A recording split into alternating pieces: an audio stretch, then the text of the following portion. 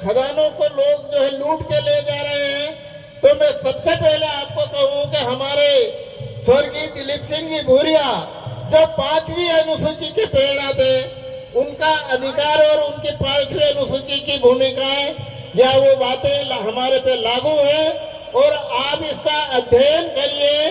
सबसे बड़ी बात, न लोकसभा न विधानसभा, सबसे बड़ी ग्राम सभा।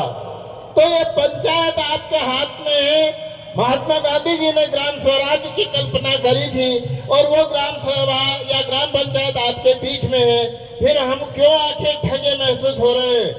तो साथियों, इतने सारे युवा अगर आप जाग जाए तो सबसे पहले पंचायत सचिव और सरपंच को पकड़े कि आप जो है क्या कर रहे हैं। हमारे पंचायत अधिकार में सबसे पहले हमारी जो बातें हैं वो रखी जाए, और पंचायत की ग्राम सभाओं में वो चीज पारित की जाए। दूसरी बात मैं कहना चाहता हूं कि डरने वाली जो बात है, एक छोटा सा उदाहरण देता हूं मित्रों। छत्तीसगढ़ में 2 बहनों ने आत्मसमर्पण करा था, और जब मीडिया ने उनसे पूछा था कि क्या बात है, तुम महिला होकर ये जो है नक्सलाइट क्यों बन रहे हो, क्यों बंदूक उठा ली है, तो उन्होंने कहा था, सर हम जो है भूख से मरे या हमारा पेट भूख से मरे, इससे अच्छा है कि हम गोली खा के मरे। तो हमारी बहनें जब ये कह सकती है, तो मैं समझता हूं आप लोगों को इससे ज्यादा प्रेरणास्पद और क्या बात हो सकती है।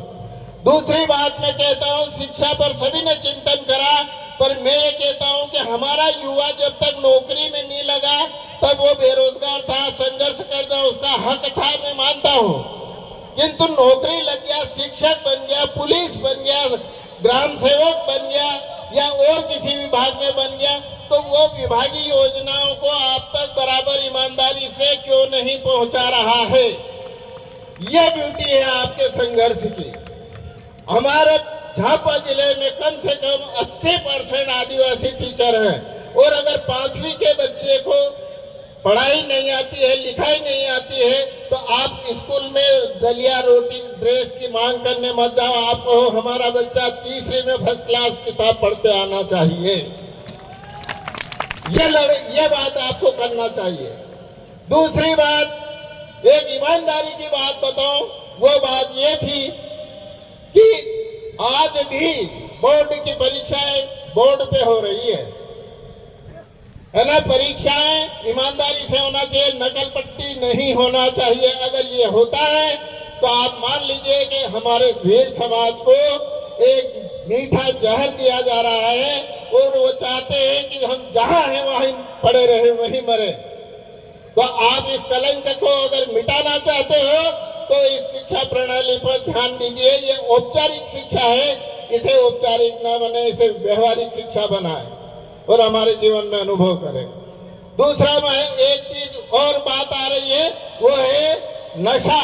और नशे में मैं खास तौर पे कहना चाहता हूँ, हमारी आदिवासी बहनें जो आज 16, 14, 15 साल की हैं, मजदूरी करने आती हैं, स्कूल कॉलेज जाती हैं, आप देख लीजिए 80-90% बहनों के पास में गुटखा पाउच रहता है। आप सोचे ये गुटखा पाउच जिनके गर्भ में आने वाले समय में भारत का भविष्य, हम भीलों का भविष्य आ रहा है, क्या वो बच्चा नशे की लत से पैदा हो, वो क्या संस्कार पाएगा और क्या मजबूती रहेगी?